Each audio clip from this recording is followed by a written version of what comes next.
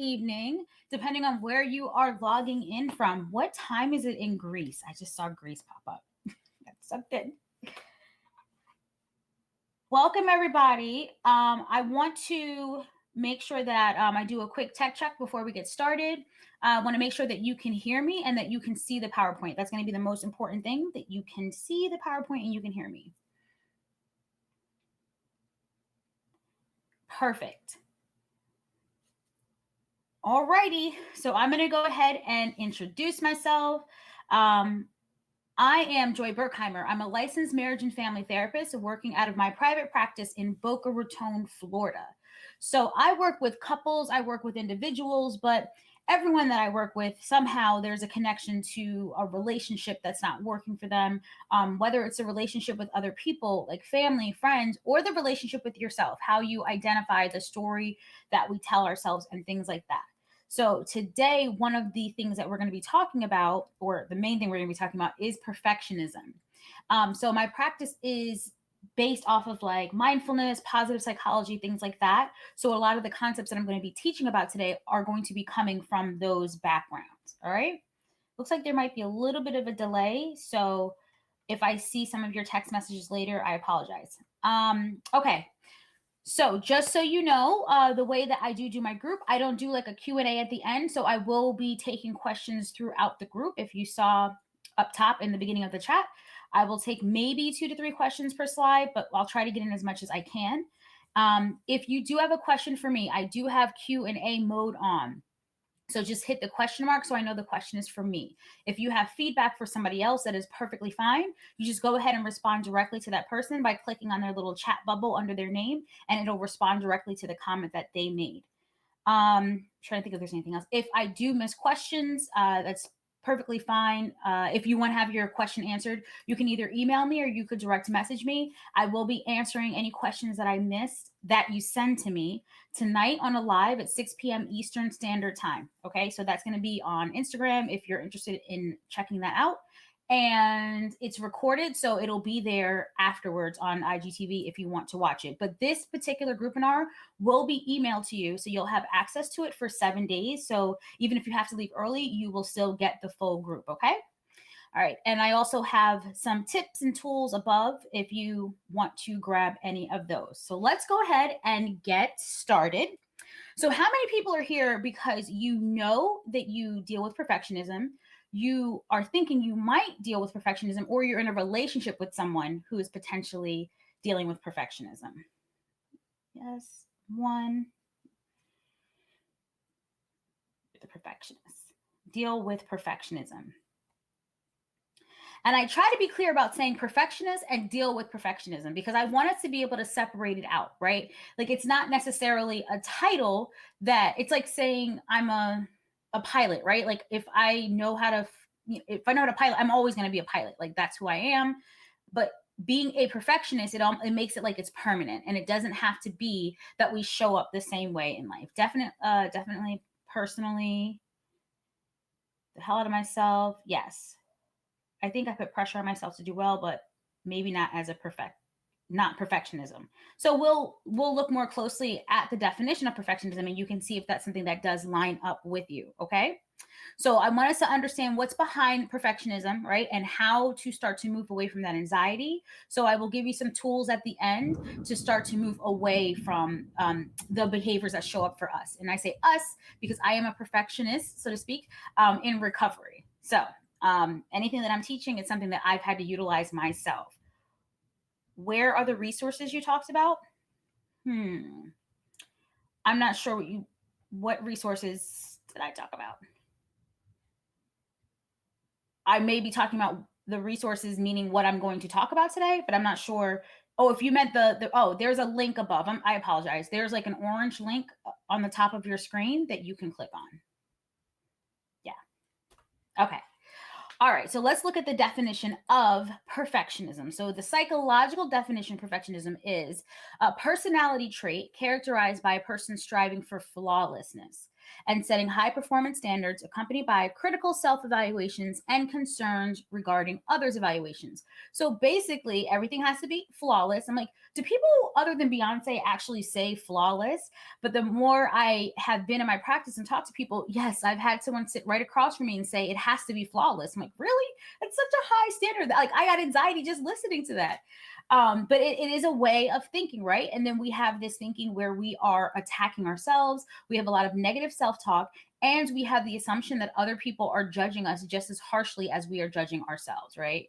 So that is the definition of it. But I want you to understand this. This is a character trait that is not just about the negative self-talk. When we're looking at it from a psychological standpoint, we look at the problem with it. So the problem with this is that we allow it to manifest into this anxiety because we have all these ideas as to how things are going to go wrong or how we can never do enough. But there's also a part of our personality. You will find someone who is a perfectionist or deals with perfectionism is oftentimes a creative, an artist, an architect, someone who builds things. What we also have is this ability that a lot of people don't necessarily have to see things in almost like a magical way. What I think of like being like a mad scientist who sees things like kind of floating around and putting them together and making them come together in a beautiful way. Everyone does not have that gift to be able to see things in that way, right? So this particular character trait that you have could bode well with a certain type of field, a certain type of career, right? If you're someone who's going to be cultivating things, you have an eye for beauty that everyone does not have. So we don't have to look at this part of your characteristic as something always negative. It's just about reining in the anxiety that can go further when we tell ourselves that we're not good, basically, and not good enough. Okay. Lost audio. Anybody else? Audio still working? Okay, refresh.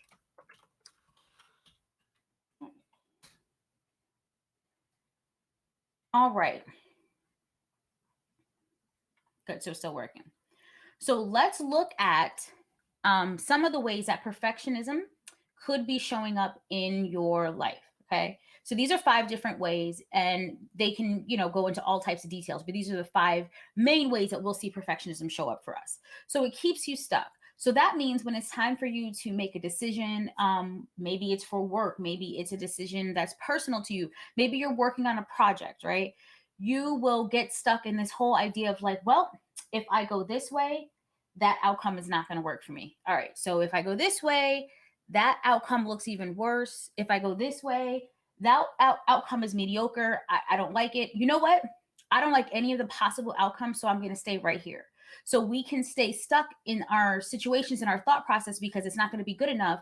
So we won't leap at all. Right. So it's paralyzing. A lot of times, if you're someone who struggles with procrastination, it's because of the anxiety around the possible outcome. So you don't want to do anything. So what unfortunately happens is when you work for other people and you're a perfectionist, you still have to have the job done. You got to get it done. And it feels like a whole lot of pressure. Like, you want me to do something that I know is not going to be quality and this is making me crazy. But like, no, I have to have something.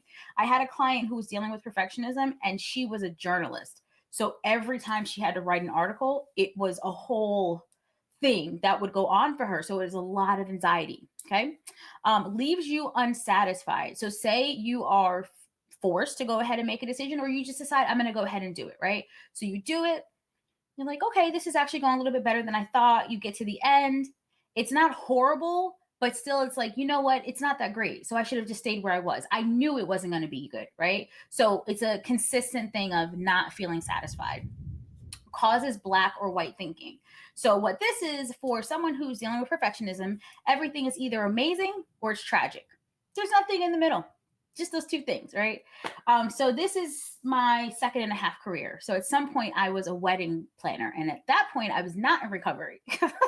So I was working on very high level stress of everything has to be perfect. And to be a wedding planner, you have to do a lot. Like, you're coordinating all the vendors, you're coordinating the family, you're coordinating travel and just everything, right? So you have to make sure people are getting along and everyone knows where they're supposed to be. You have to know all. So say I'm at a wedding and I do a really good job. I've killed myself to do it, but I did a really great job and I feel like I can exhale. Like, you know what? Things are good. I'm good at this. I love this, right? So the bride comes up to me and she says to me, Joy, I cannot believe what you did to this wedding. It's amazing. It's beyond my dreams. It is so beautiful. I love this, best day of my life. And then the mother of the bride comes up to me and says, Joy, this is amazing. My daughter can't stop talking about it. The pictures are going to be magnificent. I love it. Those flowers over there are great. If they were a shade pink darker, it'd be perfect. But otherwise, I love everything. And in that moment, as a perfectionist or someone dealing with perfectionism, everything is trash. Why did I come to work today? Why would you hire me? Clearly, I don't know what I'm doing, right? So that is black or white thinking for us, okay? Causes harmful comparison.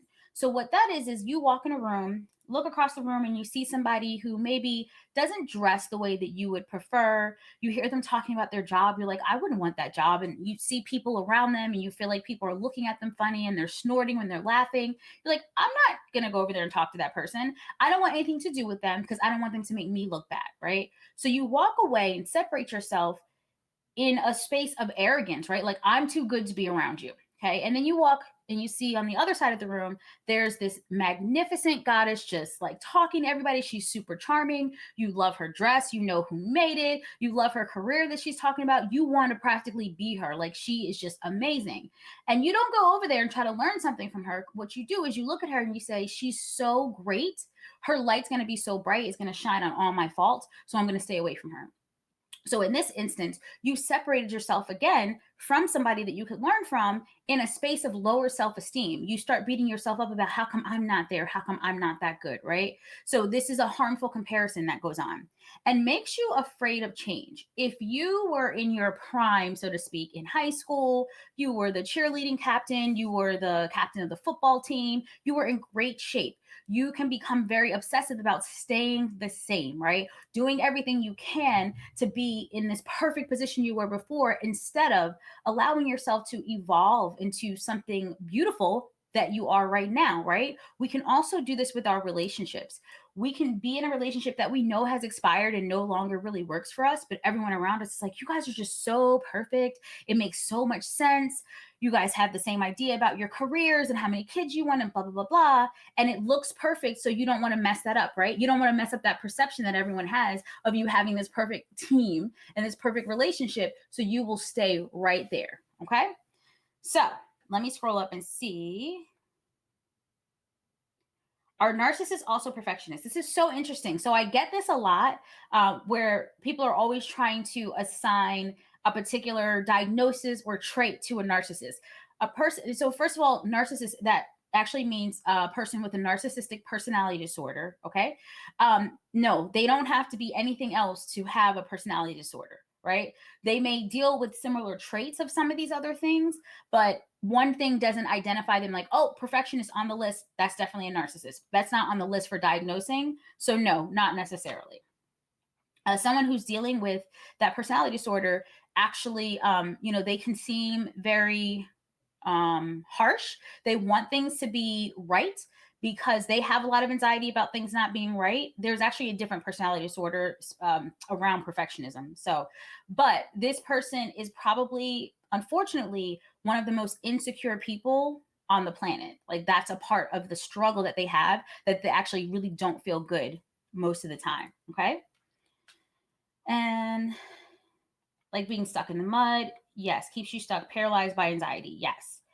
Uh, that's not a question. Let me see. So, if there's a way to rein in the power of perfectionism and use it in a mentally healthy way, so is there a way? So, it wouldn't be perfectionism, but, and I don't even know what you want to call this characteristic. I would probably call it a gift. It's not perfectionism. Perfectionism is I'm looking at things and they will basically never be good enough, and I will never be good enough, right? But this characteristic that you have is probably more of like a drive, right? So you can utilize that in a way where you're looking to put things together and make them work in a very succinct and efficient way. So if you were like an engineer, or I mean an artist as well, right? Like, an artist is creating things and putting things together for other people's enjoyment, interpretation, and things like that. So, and what we will see about ourselves, someone dealing with perfectionism, is that a lot of times we will go hard and we won't give up. So that kind of like I'm going to go ahead and get it attitude can really bode well for a lot of different careers. It's just the part of us beating ourselves up. We're working hard, but at the same time, we're telling ourselves, I'm not going to do well though, you know? Is the need for academic validation also a sign of perfectionism? Mm, not necessarily. Not necessarily. I think we all need academic validation. If you mean you have to have what is it, a 4.3, right? You have to be the top of everything.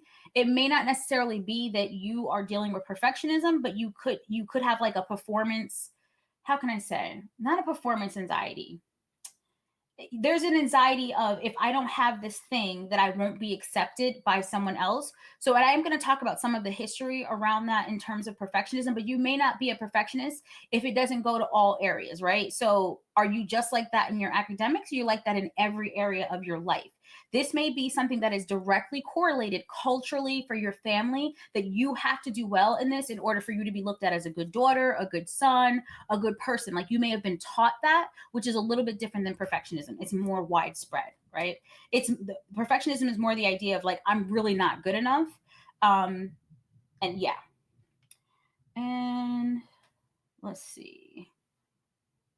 What if one projects their own perfectionist standards onto others? If I have to do this in this way, and I can, everyone else should way of thinking. So when you say what if one projects, are you saying what if you project it, or if someone projects it on you? I guess what is the actual, what's the rest of the question? Because when I get asked stuff like this, like what if someone does this? It's like, what if I get up and I walk away? I don't know what does that mean? That then you got up and you know what I mean? Like, I need more context, I guess. Uh, and everyone apparently wants to answer, but I need more of a question. What exactly is the rest of the question so I can better answer it? One projects their own perfectionist standards onto others. And if anyone understands how to expand on that question, I am more than happy to answer.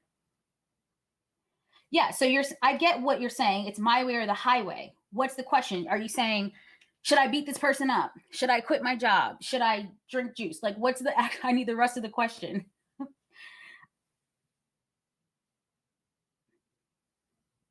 How does anyone else not see it in a perfectionist way? Okay, I'll read it now. Here we go. It can be myself or someone else. What happens in that situation? How to deal with it if I do it, or what someone else does. Okay. So if you are in the middle of everyone should be thinking like me, and you're super frustrated, you're not going to all of a sudden be in this space of like having reflection and being like, maybe I should consider what they're thinking. You kind of have to do consistent work to change your narrative altogether, right? So a lot of times when we are dealing with perfectionism, we will be in relationships with other people and we'll equate their caring about us, which I will remark on again a little bit later, will equate their actually caring about us or life with them doing as well as what we think they should be doing. And if, like, say our partner's not as ambitious as us, we may feel like, you don't even love me because you're not even trying hard enough, right? So this is not about like attacking the situation in there, but it is about practicing a different way of thinking, that there is no perfect, right? There is no one way. It's almost like doing a little bit of an exposure therapy, where you have to force yourself to maybe be on teams and allow people to make decisions, and you don't put any input and you just do it. Like, you allow yourself to get through managing it, and then witnessing outcomes that were not the worst in the world, right? So it's just a matter of practicing. So that's something that I would kind of like talk to your therapist about. Like, what type of interventions or things can I do throughout the week that'll help me manage the anxiety? Because anxiety is about an idea that I have about something going wrong, or how it's going to explode, right? You have to push yourself through these situations to prove to yourself that it's not going to happen. And you have to do it enough times where your anxiety starts to be lower. You start to stop having stories about all the awfulness when you have evidence of things being opposite. Okay. So, and is the feeling of not being enough, that is a part of perfectionism as well? Yes. So you may have actually dropped some of these in here, but I have a question for you. What are at least 3 ways perfectionism has shown up in your life, right? And it could be one of these 5 ways or something specific. What are 3 ways that perfectionism is showing up in your life?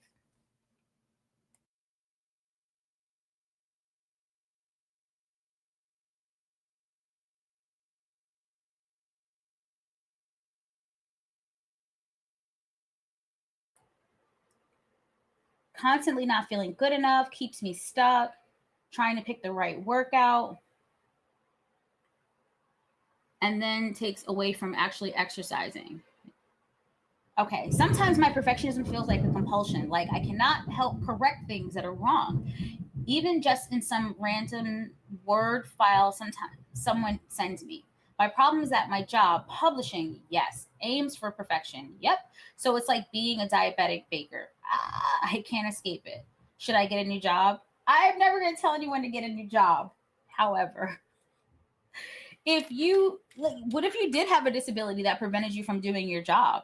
Would you continue to do the job, or would you try to find ways to manage the job, right? Like, I guess it depends on how much you love that career. If this is something that is definitely for you, you don't necessarily have to quit the job, but you have to really do techniques that are going to help you get into a space where you're not constantly anxious at work. And like I said, the client that I had pretty much was the same type of job, and it was pretty tough for her. And we had to do consistent sessions like on a weekly basis to kind of walk through these things, to challenge a lot of the thoughts for upcoming projects in order for her to manage it. But it was a consistent practice that she had to do, that she was enough. We had to affirm that all the time. And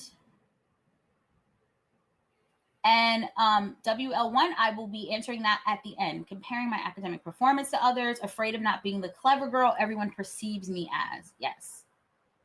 So I see OCD, and I just want you to know that OCD is also separate from perfectionism.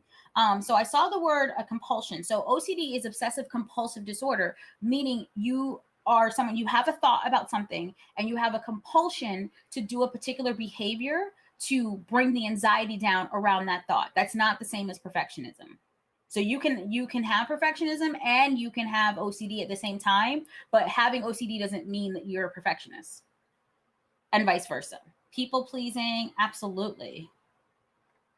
All right. Is instant gratification a part of perfectionism? No, not necessarily. And can perfectionism lead to eventual OCD? Not necessarily. So when I'm saying OCD, it's generally like you have a compulsion to manage like a fear. So it's one of these things where I have a compulsion that when I leave in the morning, I have to pick up my pen 3 times in order to make sure that my children don't get struck by lightning. Very specific, right? So that has nothing to do with being perfect or being good enough. It is just an unhealthy or a not useful, I would say, belief that kind of gets in the way of your everyday managing, right? So, because I have to do, like, what if I have to do this 10 times a day? It takes away from my quality of life, that kind of thing. So it's different. Perfectionism always leads to anxiety. I mean, that perfectionism is anxiety, right? It's just talking about the cause of the anxiety. But that is the thing that makes it perfectionism, that there is anxiety. Mm-hmm. So let's talk about the core causes of perfectionism. So we have 3 of them. This would be evolutionary, cultural, and psychological. So when we talk about evolutionary, what we are talking about is, like, I want you to imagine like caveman times, people on top of a mountain in teepees, like in a tribe that have to survive, right? So there's always been more women than men. It's always been a thing. So realistically, in caveman times, there were still more women, but the women had to eat, and the women gave birth to the children. They had to take care of the children. They were the ones who would cook the food, who would make the clothes, who would make sure that everyone was taken care of.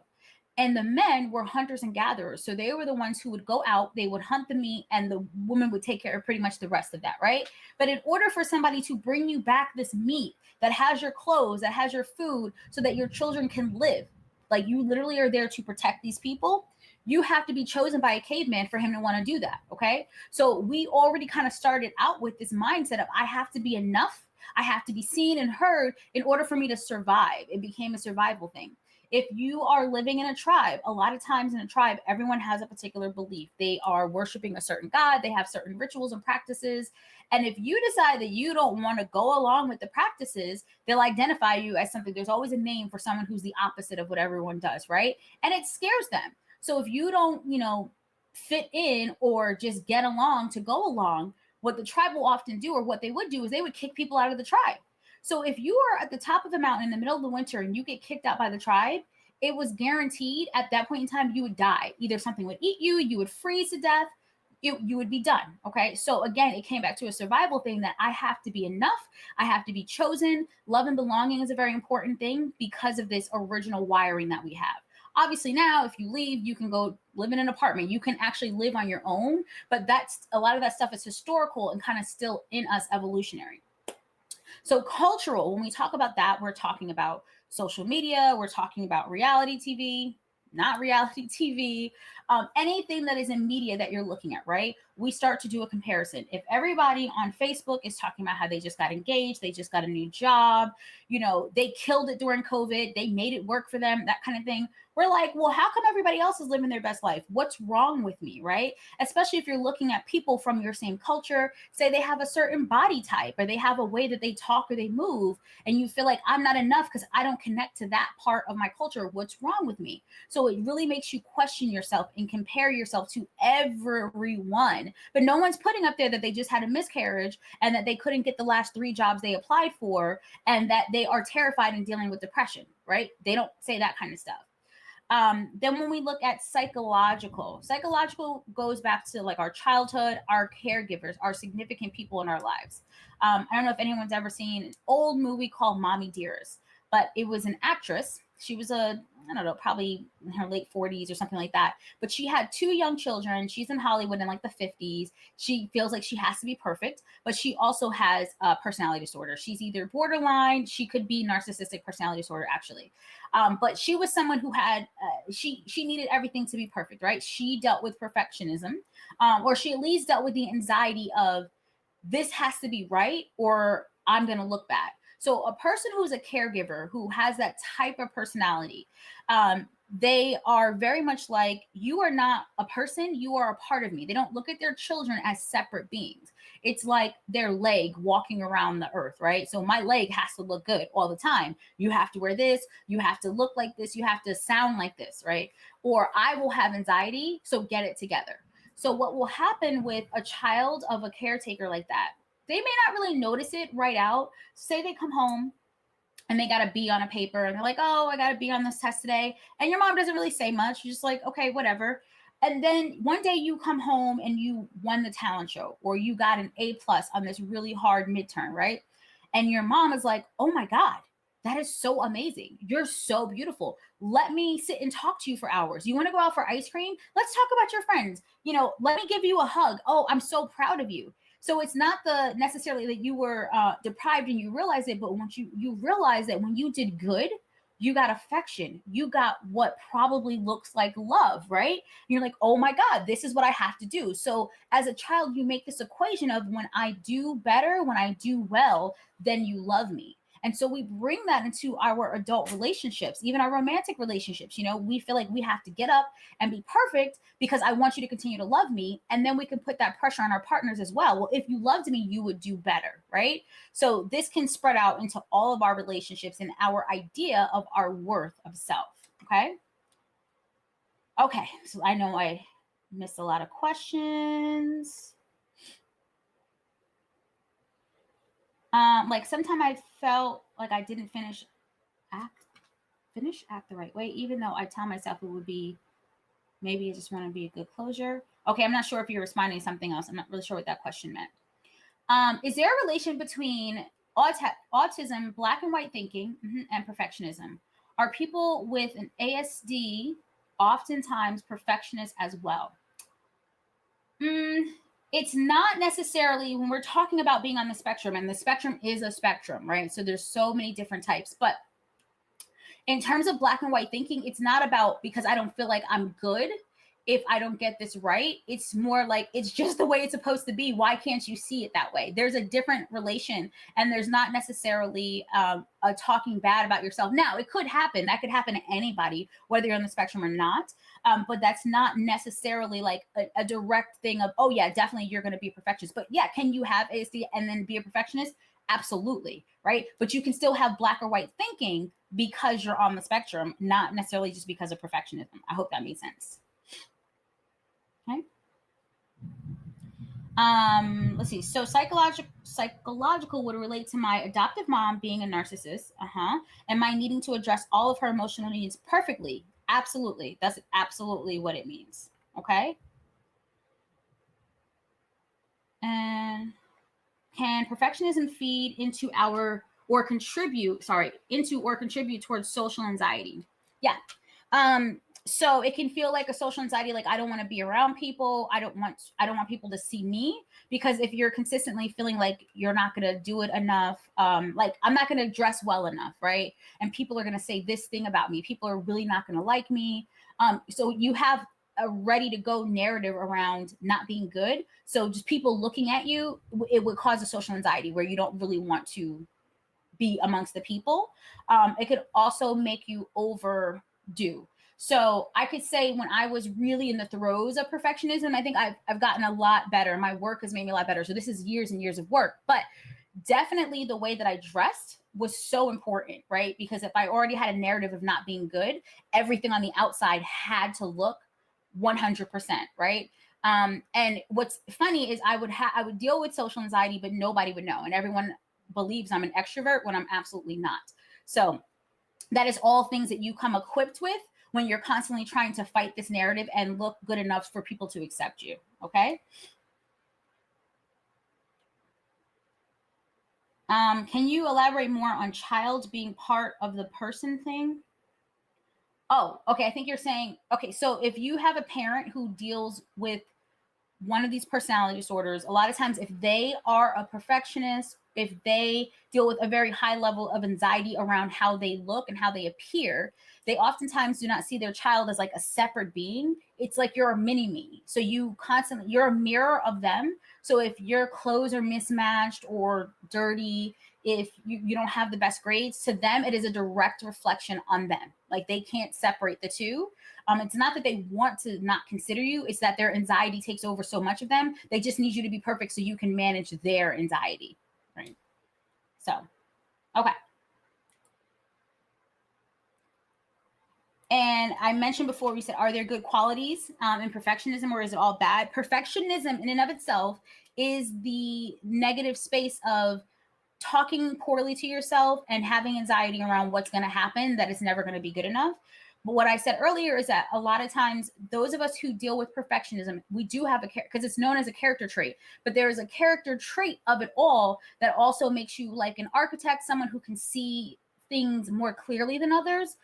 You kind of have like an eye for beauty. That's an actual strength of the 26 character strengths we have. That's one of them.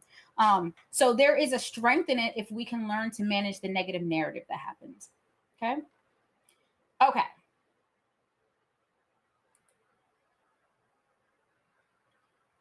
So miracle question. So this is definitely something. Okay, sorry, I was reading something on there. Sorry. This is something that we utilize for all types of different disorders. It could be anxiety, it could be depression, it could be anything that comes up. But I'm going to use it for perfectionism today. So the miracle question for you is: imagine that you've gone to sleep, and in the morning, a miracle's happened. And what the miracle is that perfectionism has left your way of being. It's left your body. It's no longer plaguing you. You're no longer stuck in this mindset, right? So if this happens, when you get up in the morning, there's no note on the table that says, hey, ting, a miracle happened. It's just happened, right? So what will be different? How would you know this miracle happened? So my question is, and you can give me both, right? Like sometimes how you would feel differently, but I also want to know, what would you be doing differently that let you know that you were released from perfectionism? I would get a grade and be happy with it.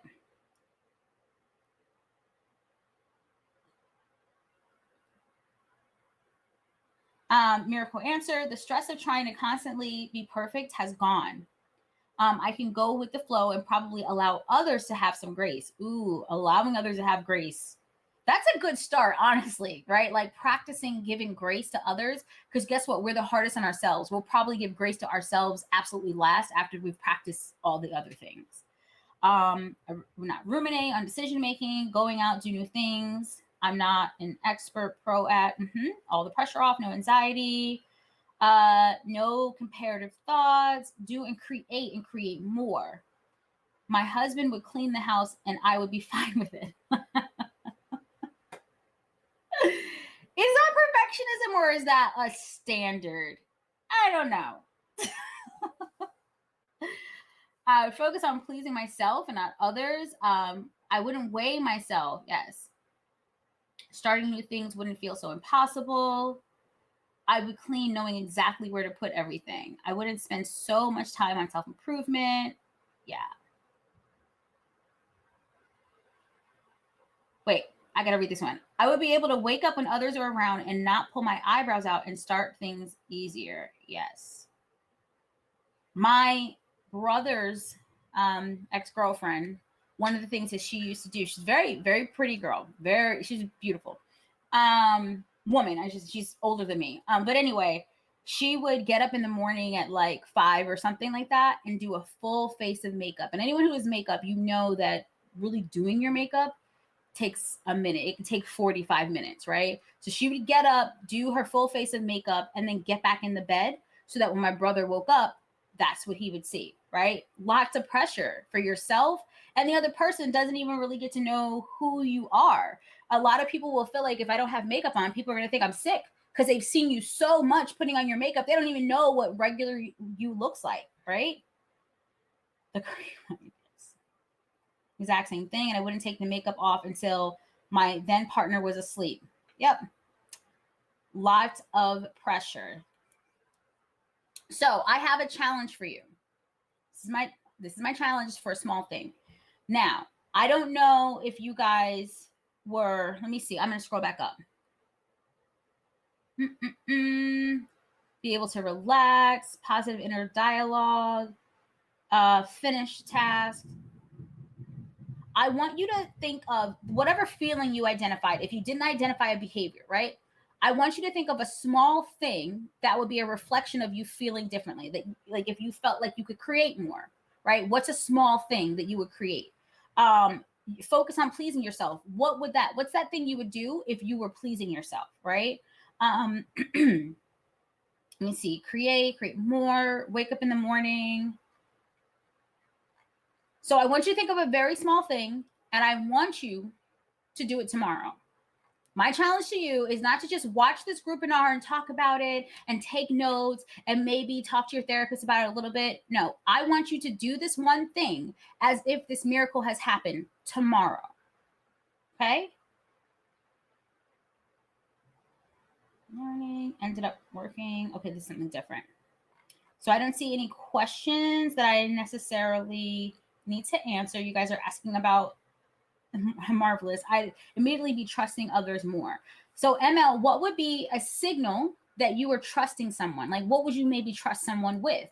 Have you not told someone something about yourself because you don't trust them, right? So tomorrow, is there something that you could say to someone that you would not usually? Or is there something that you can, like a task you can give someone else? Because maybe you always do everything yourself, right? Could you hand off one thing to somebody else, right? I want you guys to do one thing tomorrow. Okay. My small thing is updating my resume. Yes. And applying to a dream job. My deadline for myself is today. Oh, so I guess it's today. So, yeah, delegating can be scary when you are dealing with perfectionism. Very scary. Okay.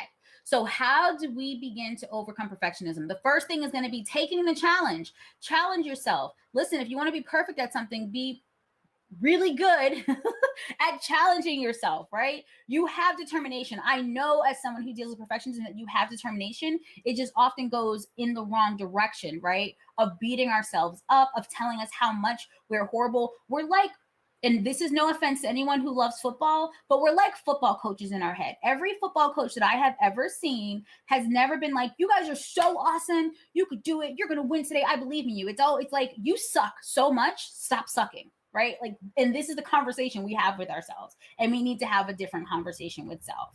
Okay. Drawing. How do you deal with perfectionism? You're also in the fixer in your family friend group. You stop being the fixer. What's the other role you want to play? You know, every family does have different dynamics, right? So you have the hero, which is probably the fixer. you have the party who is sick. A lot of times we use it for like an addiction model. So you would say the sick person or the person who is dealing with addiction. You have the, oh my God, I can't remember all of them right now. But basically, it's the child that gets ignored, the scapegoat, the one who's always getting in trouble, the one who has to protect everybody and be the hero and pretend like there's no problems at all. So they have all that pressure. So there's these different roles. You have to choose to not be in that role. What often happens, guys, is we get stuck in a role because everyone else is choosing to play theirs and they don't want to get out of their role, right? We're not setting a boundary around, I'm going to be who I need to be. Right? So the roles kind of move around. You have to decide to step out of that cycle. It can't be, I'm waiting on somebody else to be the fixer. No, I need to be who it is I need to be. Boundaries are so hard. Falls on me and my family since my mom started drinking. And so this is specifically what you're talking about, EY1, the model that I'm talking about, where you're going to find that in like codependency and dysfunctional family readings, you'll see that you have to play a part. And that could actually be the person who is dealing with perfectionism is a part of that dysfunctional family thing, that somebody has to be that person so that somebody else can just not do anything at all, or somebody else can be forgotten, right? So everything plays a part, but it plays a part in maintaining dysfunction in the family. Okay? Just Google family roles, five roles of a dysfunctional family, and you'll be able to find that. Okay? Is standards and expectations conducive when dealing with perfectionism? Yes. I'm not asking you, and I actually had a couple people in the group be like, yeah, I'm not doing this. I can't. I'm not going to give up my perfectionism because then I'll suck. Yes, we still need to have standards and expectations. I'm not telling you to go to work with a sloppy Joe stain on the front of your shirt tomorrow. That's not what I'm saying. Yes, you should still have standards. The standards and the expectations are not the problem. Perfectionism, the problem is I tell myself, one, I'm never going to be able to do it. And I'm telling myself, I'm not good enough. I'm stupid. Everyone's watching me. That's the additional part of the dialogue. But there's nothing wrong with having the expectation that I need to make 10 calls, 10 sales calls by Tuesday, right? You do it and then you talk to yourself differently, like, I didn't make those calls, or I didn't, get everybody, but I need to work on this. It was an opportunity for me to see how I could be better here. Or you can implement the idea of the law of averages, and that's what it is. Like, it's okay. But the perfectionism piece of this is telling us it's not okay. You're not good. Everyone's going to turn their back on you and you're going to be alone. That is realistically what drives us, that we are afraid of being alone. We need that love and belonging. Okay. All right. And so here go the tips as promised. All right. So I have 5 tips for us to start to consider as someone who's dealing with perfectionism, to start to move away from that. And whenever we give you guys tools and tips, like, take those into consideration, but take it back to your session. Have your therapist implement specific things to apply these things that we're talking about, expand on that conversation. So don't just leave it here. I want you guys to always act and be intentional about your changes. Okay. So, tip number 1, if you're afraid, no one likes this one, just do it anyway, because mistakes are okay. How many things came out of a mistake? How many things were created because somebody went the wrong way, right? How many Apple products were created because somebody was like, oops, oh, that's crazy, but let's see how we'll make it work. Like, there's just so many things, vaccines, all types of things. So what typically happens for us with mistakes is typically they're not going to be things that are going to cost you your life, cost you your job, or cause somebody else harm, right? Most of the time. Now, depending on your job, that could be different. But for most of us, that's not the case. So let's not get so hung up on what a mistake is. It is an opportunity to learn and then do something differently the next time. That is all. It is not your whole identity. It's a mistake. If you are competitive, that is actually okay. So a lot of times people feel like being competitive is a perfectionist trait. It's not. It's a natural part of our being. We wouldn't have sports if it wasn't like a normal thing. And everyone who plays sports is not like a narcissist or perfectionist or whatever. They work really hard at something. They get excited about it. And we do like to be validated for our gifts. Okay. So I know with my family, it used to be that if I was walking with my husband in the mall, right? This is how competitive they were. You know how there's like tiles in front of you in the mall? He'd be like, hey, let's see who can walk around the entire mall and stay in your line of tiles. That means if there's a person, a sign, or a garbage can, you need to figure out a way to stay on there. So everything was a competition. Like, oh my God, some people are just competitive because it gives them something to do, and that's fine, What we do as perfectionists to be competitive is we take it far. We step on people's faces. We step on our own faces. We don't sleep, right? So look at it this way. If you want to win, that's okay. But you don't have to win by a million miles. So if you're watching like a track race, right? At the end, when it's a close call, what they'll do is they'll take a picture. And the person whose chest or nose or face or chin, whatever, hit that thing first, they see that they won, and they won by maybe 3 inches. And that's it. Maybe even an inch. But that's all it took. You don't have to win by 8 feet. You could just win by an inch. So you don't have to blow everything up and burn a bunch of bridges in order for you to get to the goals that you have, right? So do not squash yourself in this process. Reasonable goals. So we may have these big overarching goals and feel like we're a failure because we haven't gotten to the end yet. And you don't need to feel like that. Everyone had to take steps. Everyone has different objectives before you get to the bigger goal. So what you want to do is set smaller goals for yourself, right? And then eventually be able to look back and say, okay, I have done at least 10 of these goals. I know that I'm capable, because we do question ourselves about capability. I know I'm capable because I've been able to do that, and I'm going to continue to produce this, okay? So more self-compassion and less negative self-talk. So this is where the mindfulness piece of the practice comes in. We are speaking to ourselves, like I said, very poorly. We have a tape that's playing that's very negative. So what you want to do is be intentional about self-compassion. Now, I would suggest doing this not just when you feel bad, because sometimes it's hard to pull it up. You want to do it as a practice. So this might mean mantras, affirmations, verses, quotes, whatever you need to do to either start your day, to end your day, or something that you do throughout the day. So I give my clients, a lot of my clients who might be in nursing and have like, you guys know what I'm talking about, the nursing, I can't think of it right now. Oh, the outfit that has pockets, right? And this is something that I used to carry with me. So when I was dealing with a lot of anxiety with a job that I felt I was awful at, it was in the beginning of therapy and working in a treatment center and things like that. I would have to stop, and I would have to say to myself, I am enough, I have enough, I do enough. I am enough, I have enough, I do enough. So this is something that I would use if I felt triggered, right, by my perfectionism, or if I just wanted to get my head right before I walk into a situation where I know that I could be managing anxiety, okay? And be aware of the comparison tug of war. So we talked about going into a room and seeing somebody and walking away in arrogance, and seeing somebody and walking away with a lower self-esteem. If you see yourself looking at a situation or a person, and you see that you're judging them for the purpose of staying away from them, check your motivation. Because if that is a motivation, it's not a good enough reason. If it's, oh, they're not good enough or they're too good, what you're doing is you're cutting yourself off from an opportunity to connect with someone who can maybe bring you to the next level of your career, of your spirituality, of your relationships. Who knows? That could be the love of your life, for crying out loud. You don't know. The thing about perfectionism, like I said, the thing that fuels us is that we want to be seen and accepted. We want love and belonging, but the very thing that we want, our perfectionism actually keeps it away from us. Okay? I am enough, I have enough, I do enough. Yes. Self-compassion is the hardest, but huge. I spend more time beating myself up for perfectionism paralysis than I do getting things done.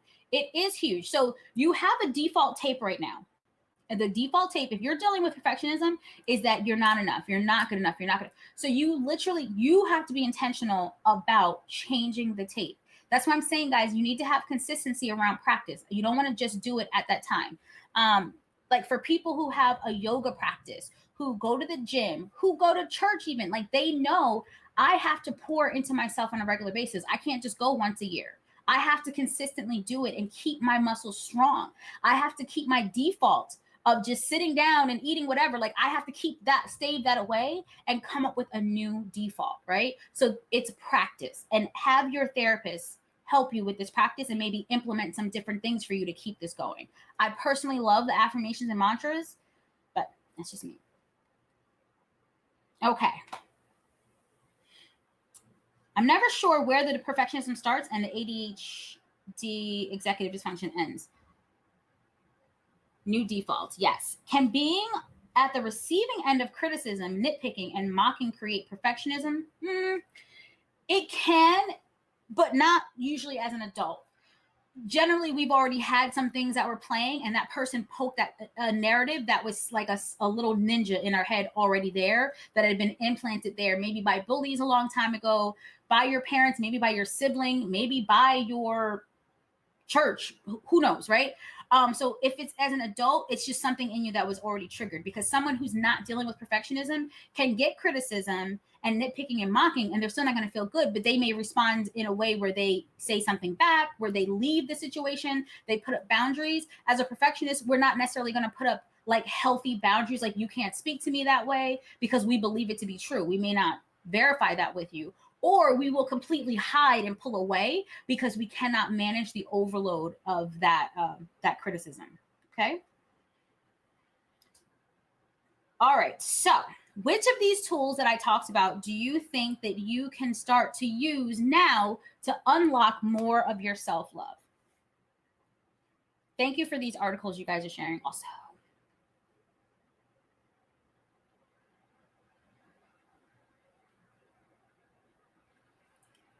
Oh, I'm sorry. I just saw something. It's not a question, but I will read it. I feel like I have tried to manage the perfectionism and use some of these tips before without even realizing it. However, the perfectionism and anxiety creeps back up when I feel like I don't have any sense of belonging, because this is how important that need is. It's integral to your growth, to your self-compassion, to feel like you do belong somewhere. So if I'm doing all this work on myself and I have no one in my life to validate it, to see it, to support it, to cheer me on, to remind me that I'm doing okay, my likelihood of failure is higher. Relationships are important. We talk about this in the 5 building blocks of happiness. Relationships are really integral to our healing, right? But you also have a relationship with your therapist. So if there's no one else on the outside, you still have your therapist. That's the purpose for it. Okay, so I don't really have friends. And when I try to connect with others, I feel like I always fail to connect, even though I try. So the tips seem like they don't work. And then I get back on a perfectionist cycle. So what happens if you feel like something's not working and you stop using it? Literally, it's the same as exercise. Like, I exercised for 2 weeks. I'm like, why isn't my waist smaller? Nah, I'm done. I'm about to go get some ice cream. And I continue to do the same thing because I am not able to see the results. So this is when KM3, you really dig in with your therapist. As me as a therapist, when I check in with you, I make sure that I'm checking in. What has worked this week? Tell me what's different. Because sometimes you need someone to remind you of what you have been doing different, of where you are more empowered, of what your strengths actually are before you give up. So you need outside perspective. So I'm wondering, KM3, if you're talking to your therapist about this so that they can give you some different perspective, because that is what we're here for as well. So everything doesn't work for everybody. And if there's something that's not working, right, these are just tips. You can, again, ask your therapist how to dig in a little bit deeper. But I have a sense that for you, you need some more reflection and someone to keep you aware of yourself in a good way. Forgive ourselves and make a step in the right direction. Yes. And spiral into snowball of awful self-talk. I'm trying to see. Okay, so number 1, I know I went off. Number 1, just do it. Stole that from Nike, right? ADHD. Oh, no. Number 4, for sure. Yes. More self-compassion. It's going to be the core of it, guys. What we say to ourselves is what we believe. Okay?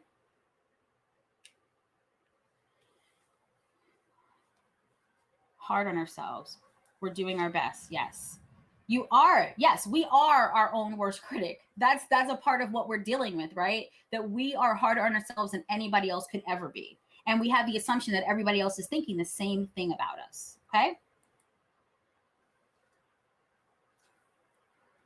So, I have a quick story before I let everybody go. But again, remember that this is going to be recorded. It's going to be emailed to you and you will have access to it for 7 days. Also, remember, if there's any questions that I did miss, someone actually submitted a question to me at like 8:30 this morning. I will be doing a live today on Instagram at 6 p.m. Eastern Standard Time. And I will be answering those questions. Okay, quick story. So we have a farmer in a farm town. He's worked all day and he goes to the local bar. Drives to the bar. He gets pretty drunk, right? And the bartender says, you can't drive home. So he takes his keys from him. So the farmer says, you know what? That's fine. I'm going to walk home. So he decides with his inebriated self that he's going to walk home, and he's walking through the different fields. He's walking through a wheat field, he's walking through a soybean field, he's walking through a cotton field, and eventually he gets to this rose patch, this huge rose patch. And he's like, that's a shortcut to my house. I'm going to go through there. So he's walking through the rose patch, and in the midst of it, he's so drunk, he passes out. Okay. So in the morning, thank you, ME3. In the morning, he wakes up and he's in excruciating pain because this patch has these long thorns. It's in his back, the back of his arms, his legs. He's like, oh my God, I have to get up. So he starts to try to get up, and every time he tries to get up, the thorn pulls out of the skin, and it hurts even worse than it did a second ago. So he has to take a breath and he stops, right? So he lays back down. He's like, okay, I'm going to try it again. So he tries a few times, and it's so painful. You guys know how you're on your back, you got to like turn your hands around and do this and then push into the thorns. It's terrible. He eventually says, you know what? This feels awful, but I hate pulling these thorns out. I'm not going to be able to do it. Forget it. And he just stayed there. You and I know that if he took about 30 seconds to move himself, to push himself up there, he would be able to get up, take these thorns out of his body, get back to his house, take a shower, and his wounds would start to heal. I want you to understand that your therapist and I understand when we are challenging you to do things that are very different, we understand the fact that it is painful. Sometimes doing things differently is more painful than the space that we thought was the safe space, right? More painful than the anxiety, the regular anxiety we have from perfectionism. But when we start to say, hey, do this differently, go ahead and try something new and make a mistake and you'll be fine, right? We do not take this lightly. We understand that that bridge is so hard, and we want to walk that with you, but we want you to get that we are empathizing with the whole thing because we too are human. We too have moved through these things, and we know that on the other side of that is so much better. It's so much better than the beginning stage, than the middle stage. It's so much better. So this is why you get pushed to do things that may seem ridiculous, right? So continue to push through, continue to know that you are not stuck. Perfectionism is not something that you will have to deal with in the same way for the rest of your life. You're always going to have this character trait, and you're always going to have a tendency to want to default. But we are here to talk about how to come out of your default and have a new one. Okay? And I'm going to grab this last thing before I let everybody go. I don't necessarily feel guilty or beat myself up. Is that bad? Lack of compassion? No. Over being a perfectionist. But I was recently woke to that realization that my personality affects others. I was going to, What are some tools and exercises someone can practice to help with perfectionism control, specifically regarding obsessive compulsive? Okay, so if you are dealing with OCPD, that is a totally different thing. So I don't want to just give you a little tool. A personality disorder is a bigger, more encompassing thing, right? So I don't have tools for that because I don't want to just minimize it. It's more of a lifelong of work. Generally, when you're dealing with a personality disorder, you're going to be connected with people who are working with you maybe for a lifetime, maybe support groups and things like that. So it's not as simple. And I say that to you because I also don't want you to feel like I've tried these things and how come they don't work, because you're dealing with something more, and that's okay, right? I don't want you to feel defeated, but just know that there's something additional that you can do. Okay. All right, guys. So thank you so much for chiming in, for responding to each other. You guys were great at encouraging each other. We're so good at that, right? Like we could tell other people how great they are, but we can't say it to ourselves. I want you to practice that for you. Again, if there's anything that I missed, please do not forget that you can send me questions. You can email them, or you could direct message. The email is joy@glowyourgoddess.com, and I will be on live at 6 p.m. Eastern Standard Time. Okay? All right, guys, enjoy the rest of your week.